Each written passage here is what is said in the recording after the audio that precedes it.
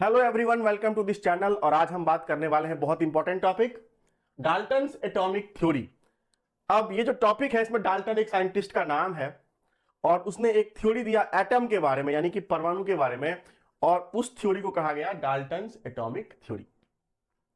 अब सबसे पहले ये समझ लेते हैं कि डाल्टन्स एटॉमिक थ्योरी जो है वो कैसे आया, किस बेसिस पे ये थ्योरी आया।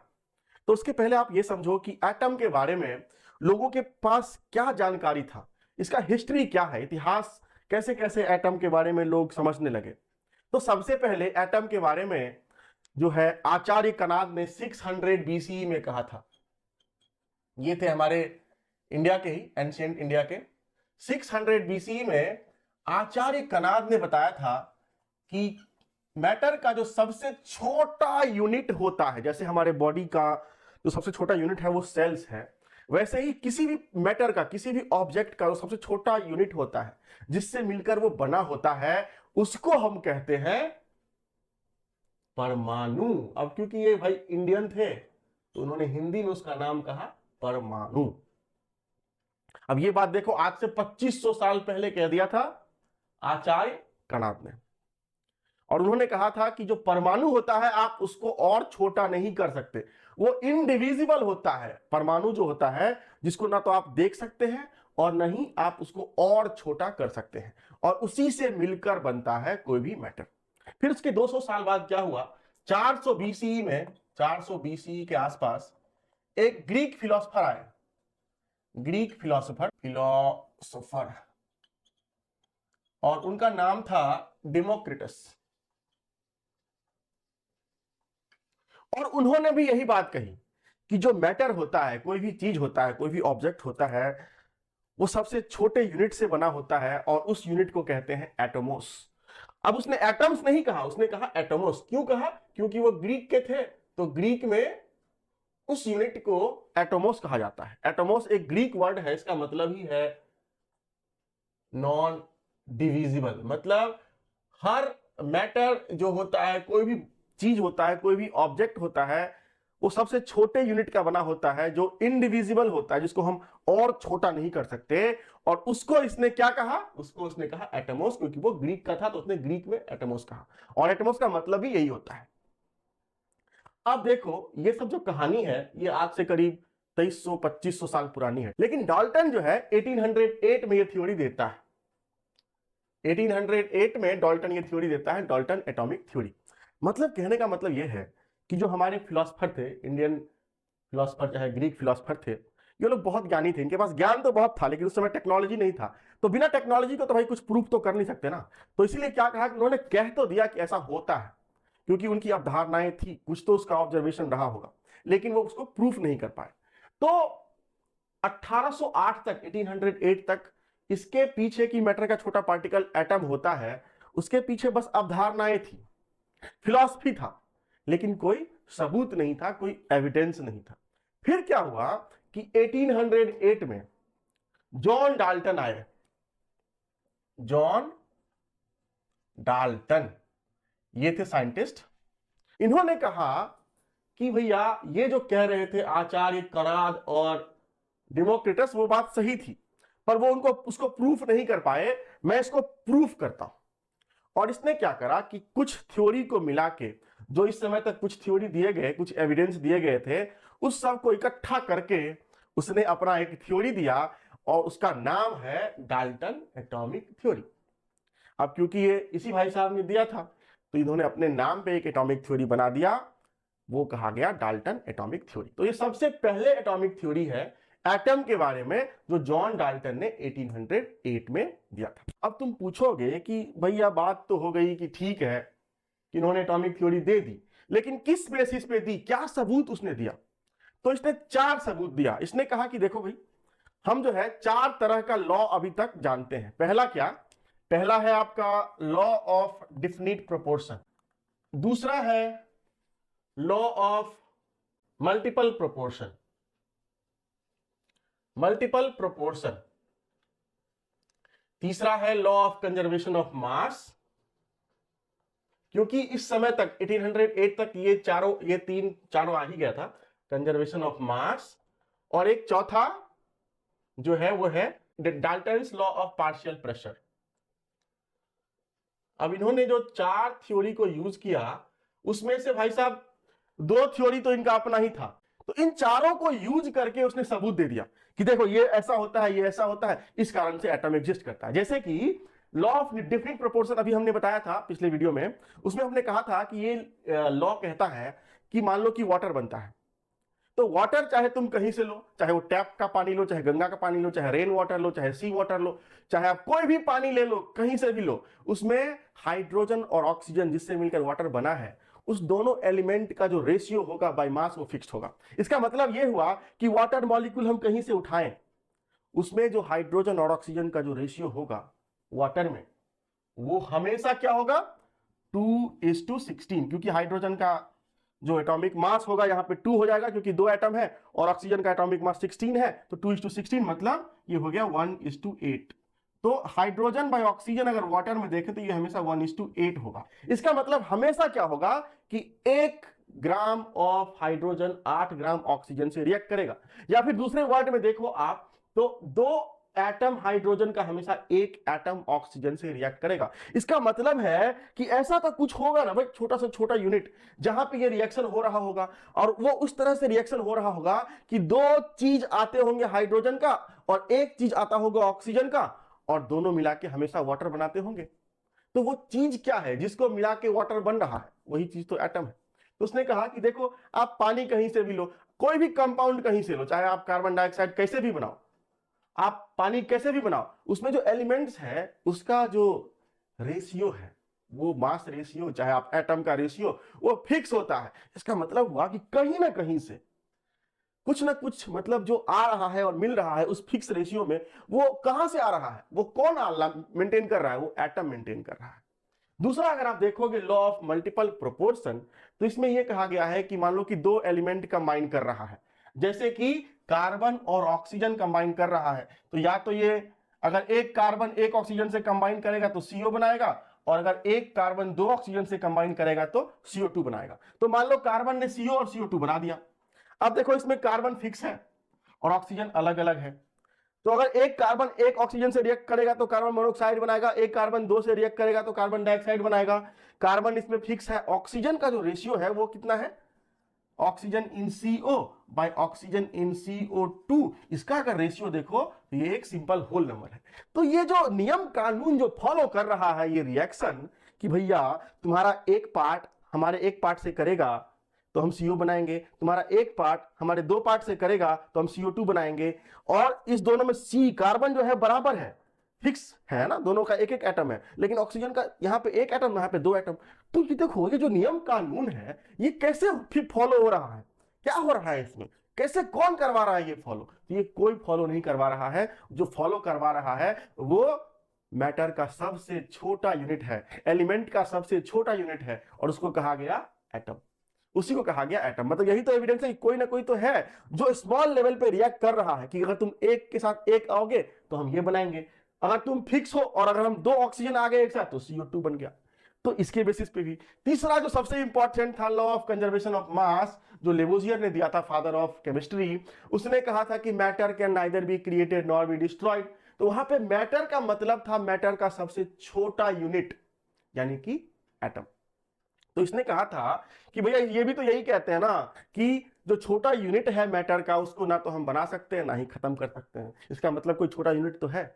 और चौथा था Dalton's law of partial pressure, वो ये कहता है कि मान लो कि आपके पास कोई कंटेनर है और उसमें अगर कोई गैस है किसी फिक्स टेम्परेचर पे और उसका प्रेशर मान लो P1 है, एक दूसरा कंटेनर एग्जैक्टली सेम है, उसमें भी गैस भरा हुआ है, उसका प्रेशर मान लो P2 है, तो अगर आप दोनों गैस को एक साथ किसी एक कंटेनर में फिल कर दो, क्योंकि दोनों कंटेनर बराबर है, दोनों का टेम्परेचर बराबर है, तो टोटल प्रेशर जो होगा, अगर मान लो इस गैस को हम इसमें ट्रांसफर कर दें या इस गैस को इसमें ट्रांसफर कर दें और टेम्परेचर वही मेंटेन करें, तो टोटल प्रेशर जो होगा वो होगा सम ऑफ पार्शियल प्रेशर। ये था Dalton's law of partial pressure.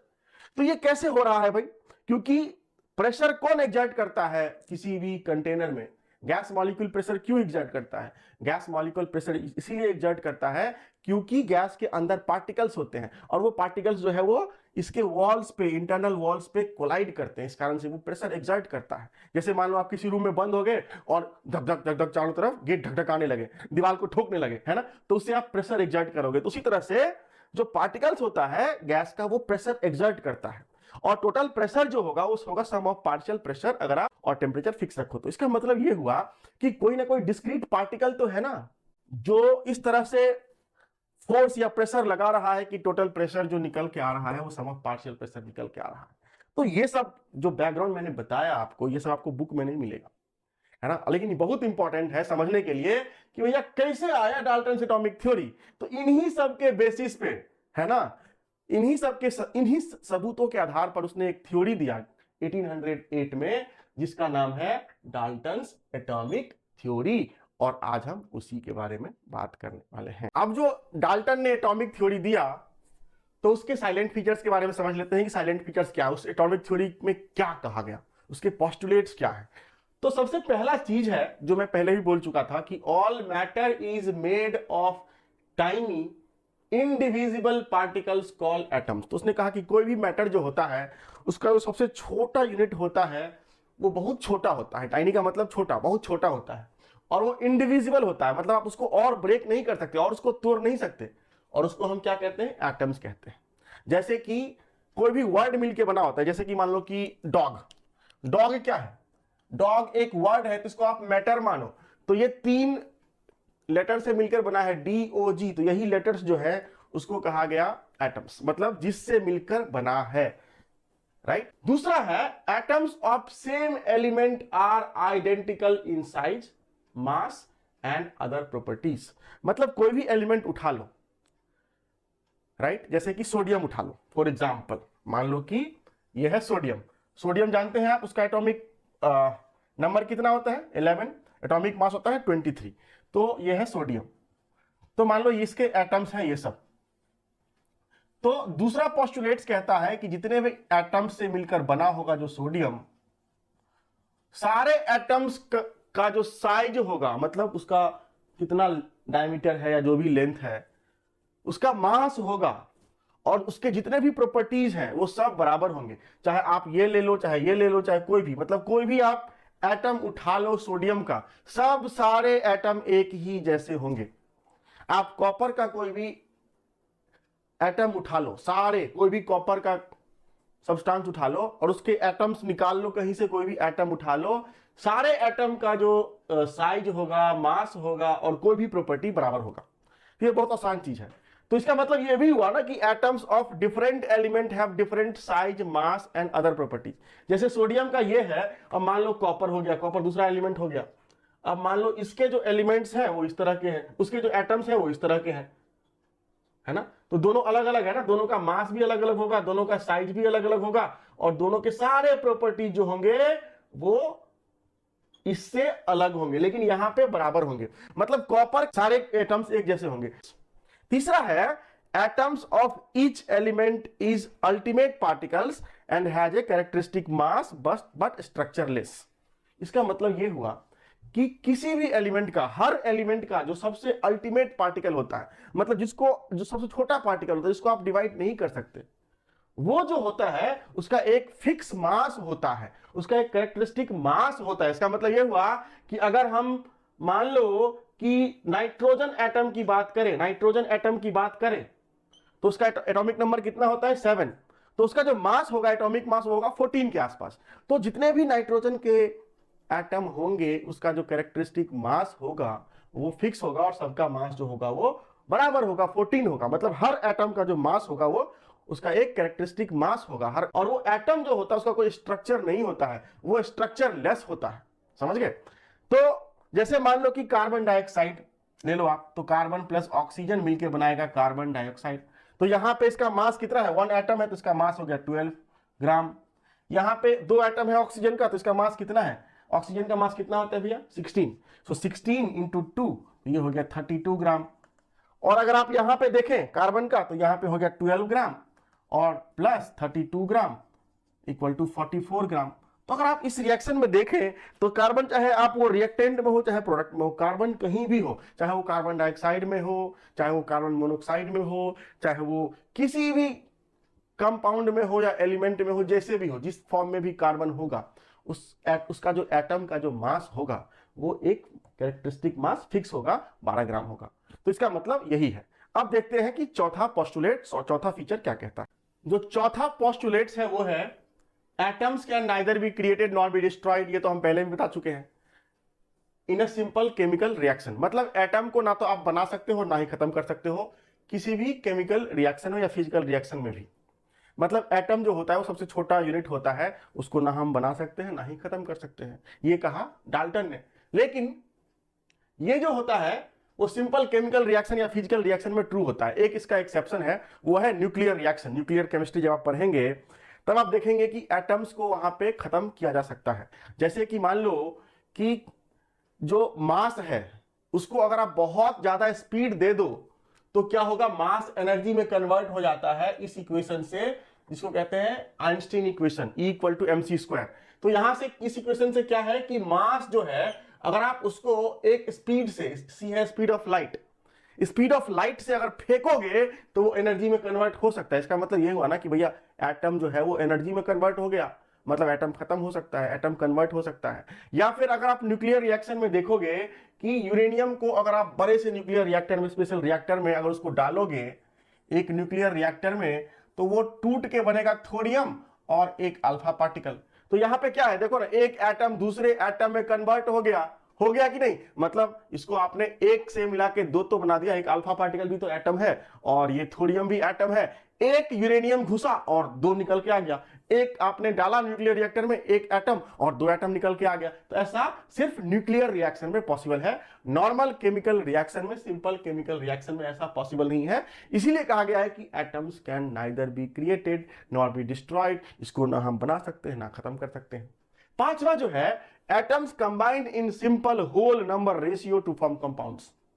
इसका मतलब हुआ कि अगर जो कंपाउंड बनता है, मान लो कि दो एलिमेंट्स एक साथ कंबाइन करेंगे और जो कंपाउंड बनाएंगे उसमें जो एटम्स का जो रेशियो होगा वो सिंपल होल नंबर होगा। मतलब रेशियो या तो 1, 2 या 3, 1 गुना, 2 गुना, 3 गुना, 4 गुना, 5 गुना, यहां पे 1.25 गुना, 1.5 गुना नहीं होगा, 2.5 गुना नहीं होगा, पौने नहीं होगा, आधे पौने यहां नहीं चलता। यहां पे सिर्फ होल नंबर का रेशियो, चाहे बराबर 1 से 1 या 1 से 2 या 1 से 3 या 1 से 4 से चलेगा।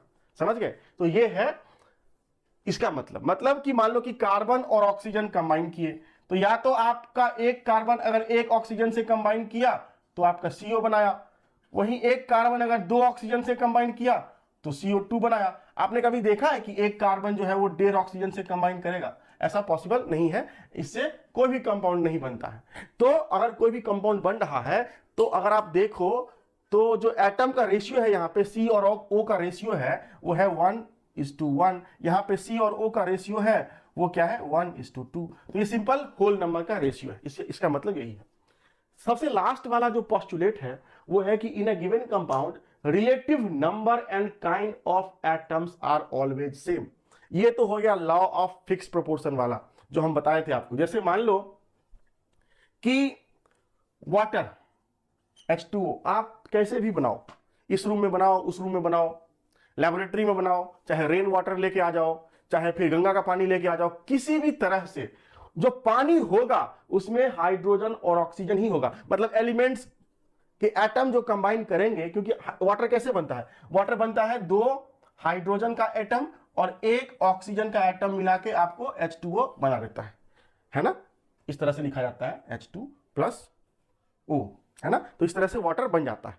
तो इसमें क्या हुआ कि हाइड्रोजन और ऑक्सीजन मिला के ही वाटर बनाया और उसमें जो एटम का रेशियो है 2:1 है, 2 एटम हाइड्रोजन का 1 एटम ऑक्सीजन का, तभी वाटर बना। तो वाटर आप कैसे भी बनाओ वो हमेशा उसका जो रेशियो होगा वो होगा फिक्स। तो यही लिखा है कि गिवन कंपाउंड, मतलब अगर वाटर की बात करें, गिवन कंपाउंड मतलब कंपाउंड को फिक्स कर लीजिए पहले, उसमें जो काइंड ऑफ एटम और उसका जो रिलेटिव नंबर है वो हमेशा बराबर होगा। यही कहता है सिक्स्थ पोस्टुलेट्स। अब हम बात करेंगे कि डाल्टन्स एटॉमिक थ्योरी का एडवांटेज क्या था, उसका मेरिट्स क्या था और उसका डिमेरिट्स क्या था। क्योंकि कोई भी थ्योरी जब पहली बार आता है, कोई भी साइंटिस्ट जब कुछ डिस्कवर करता है तो उसमें बहुत सारे मेरिट्स भी होते हैं और कुछ डिमेरिट्स भी होते हैं। अब ये मेरिट्स और डिमेरिट्स नॉर्मली बुक्स में नहीं होता है, लेकिन आपको हम बताते हैं कि मेरिट्स और डिमेरिट्स क्या थे डाल्टन एटॉमिक थ्योरी के। अब हम बात करेंगे कि डाल्टन एटॉमिक थ्योरी का मेरिट्स यानी कि एडवांटेज क्या था, उसमें कौन कौन चीज था जो बहुत ही इंपॉर्टेंट था, और उसके फिर डिमेरिट्स के बारे में बात करेंगे। पहले बात कर लेते हैं मेरिट्स के बारे में।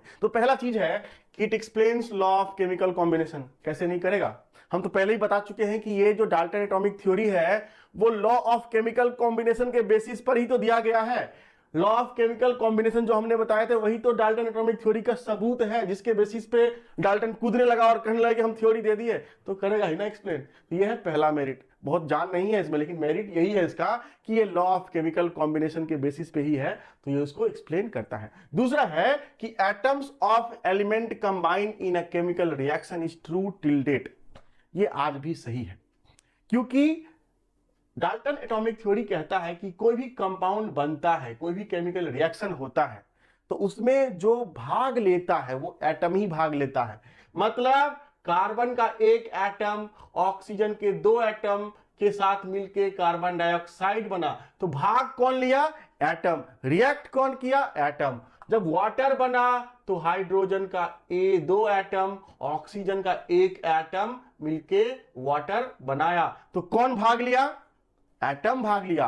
तो ये आज भी सही है, मतलब कहने का मतलब है कि ये दोनों मेरिट हैं डाल्टन एटॉमिक थ्योरी को, जिसको आज तक कोई काट नहीं पाया है। अब बात कर लेते हैं जल्दी जल्दी डिमेरिट के बारे में। तो सबसे पहला डिमेरिट था no mention of atomic mass of the element.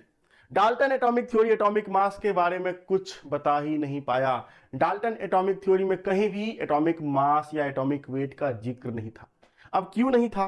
क्योंकि डाल्टन का एटॉमिक थ्योरी कहता है कि सबसे छोटा जो यूनिट होता है वो एटम होता है, राइट। लेकिन हम जानते हैं कि एटम के अंदर भी न्यूक्लियस होता है, न्यूक्लियस के अंदर होता है प्रोटॉन और न्यूट्रॉन, और उसके चारों तरफ जो चक्कर लगाता रहता है न्यूक्लियस के, वो है इलेक्ट्रॉन। तो डाल्टन कहता है कि एटम सबसे छोटा यूनिट है, लेकिन बाद में पता चला कि एटम के अंदर भी बहुत सारे चीज है भाई, इलेक्ट्रॉन, प्रोटॉन और न्यूक्लियस। और प्रोटॉन और न्यूट्रॉन का जो मास होता है उसको मिला के जो है उसका एटॉमिक मास बनता है। तो चूंकि डाल्टन एटॉमिक थ्योरी जब आया था तब तक इलेक्ट्रॉन, प्रोटॉन, न्यूट्रॉन का डिस्कवरी नहीं हुआ था, उसका आविष्कार नहीं हुआ था, उसका खोज नहीं हुआ था, उसके बारे में किसी को पता ही नहीं था, इसीलिए एटॉमिक मास के बारे में बात किया नहीं गया। ये इसका डिमेरिट हो गया ना, क्योंकि आजकल तो एटॉमिक मास ही चलता है हर जगह, तो इस कारण से ये पहला डिमेरिट है। लेकिन फिर भी ये बहुत इंपॉर्टेंट है, क्योंकि ये है पहला प्यार की तरह। जैसे पहला प्यार जो है वो बहुत इंपॉर्टेंट होता है, उसी तरह से डाल्टन एटॉमिक थ्योरी बहुत इंपॉर्टेंट है। दूसरा है he could not explain why do atoms of same element combine with each other.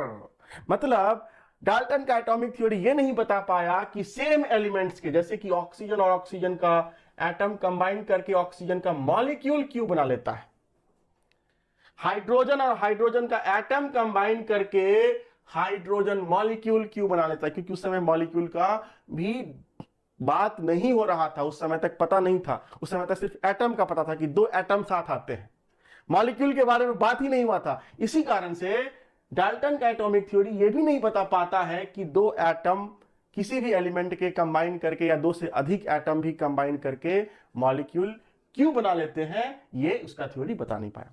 और तीसरा जो है लॉ ऑफ फिक्स्ड प्रोपोर्शन, जिसको हम लॉ ऑफ कांस्टेंट प्रोपोर्शन भी कहते हैं, वो फेल हो जाता है अगर आइसोटोप्स के बारे में हम बात करें, क्योंकि उसके उस समय आइसोटोप भी पता नहीं था। क्योंकि लॉ ऑफ फिक्स्ड प्रोपोर्शन क्या कहता है कि मान लो कार्बन और ऑक्सीजन जब रिएक्ट किया और कार्बन डाइऑक्साइड बनाया, तो जो कार्बन का मास और ऑक्सीजन के मास का जो रेशियो होगा वो फिक्स होगा, चाहे आप कार्बन डाइऑक्साइड किसी तरह से बनाइए। उसी तरह से मान लो कि वाटर आप बना रहे हैं, तो उसमें हाइड्रोजन का और ऑक्सीजन का जो मास होगा, पानी कहीं से बनाओ कैसे भी बनाओ वो फिक्स रहेगा। लेकिन अगर आइसोटोप आ जाए, आइसोटोप का मतलब कि एटॉमिक नंबर सेम और एटॉमिक मास अलग अलग, और हम जानते हैं कि कार्बन के 2 आइसोटोप होते हैं, कार्बन 12 और कार्बन 14। तो अगर मान लो कार्बन 12 ऑक्सीजन से रिएक्ट किया तो कार्बन CO2 बनाया जिसमें कार्बन का एटॉमिक मास 12 है, लेकिन वहीं अगर कार्बन 14 ऑक्सीजन से रिएक्ट कराया तो वहां भी CO2 बना, लेकिन कार्बन का एटॉमिक मास कितना है? 14 हो गया, यहाँ पे 12 था। तो यहाँ पे पहले वाले में अगर कार्बन बाय ऑक्सीजन का रेशियो देखें तो कितना होगा? 12, और ऑक्सीजन हो गया 32। लेकिन यहां पे अगर रेशियो देखें सेकेंड रिएक्शन में कार्बन बाय ऑक्सीजन, तो ये होगा 14/32। तो ये दोनों तो भाई अलग अलग हो गया ना जब आइसोटोप्स आ गए। तो अगर आप लॉ ऑफ फिक्स्ड प्रोपोर्शन के बारे में बात करें तो वो क्या कहता है कि किसी भी तरह से कार्बन डाइऑक्साइड बनाओ, उसमें कार्बन और ऑक्सीजन का जो रेशियो होगा वो बराबर होगा। लेकिन जब आइसोटोप यूज होता है रिएक्शन में, जब आइसोटोप रिएक्ट करता है, तो उस समय क्या हो जाता है, लॉ ऑफ फिक्स्ड प्रोपोर्शन तो फेल हो गया ना, क्योंकि ये रेशियो अलग अलग आ गया। उसी तरह से मान लो कि वाटर बना, हाइड्रोजन और ऑक्सीजन को मिला के हम जानते हैं ये मिलता है वाटर। लेकिन हम जानते हैं कि हाइड्रोजन के भी अलग अलग आइसोटोप्स होते हैं। तो एक हाइड्रोजन जिसका एटॉमिक मास 1 हुआ, तो आइसोटोप अगर बनेगा तो 2/16 होगा। वहीं अगर एटॉमिक मास 2 ड्यूट्रियम वाला आ गया तो उसका हाइड्रोजन ऑक्सीजन का रेशियो अलग अलग हो जाएगा। तो ये थे उसके डिमेरिट्स, क्योंकि फिक्स्ड प्रोपोर्शन को वो सपोर्ट नहीं कर पाता है डाल्टन का एटॉमिक थ्योरी। तो कहने का मतलब यह है कि डाल्टन एटॉमिक थ्योरी जो है सबसे पुराना एटॉमिक थ्योरी है। यह जो है वो सबसे पहले दिया गया था एविडेंस के साथ। एविडेंस भी था कि 4-5 लोगों को मिला के इधर उधर करके कर दिया, लेकिन था सबसे पहले वाला, इसलिए बहुत इंपॉर्टेंट है। इसके 6 पॉइंट्स हैं जो हमने बताए, और इसके मेरिट्स और डिमेरिट्स। अगर आपको कुछ भी चीज समझ में नहीं आया आज के क्लास में, तो आप कमेंट सेक्शन में लिख के डालिए, मैं उसको सॉल्व करने की जरूर कोशिश करूंगा। Thank you for watching.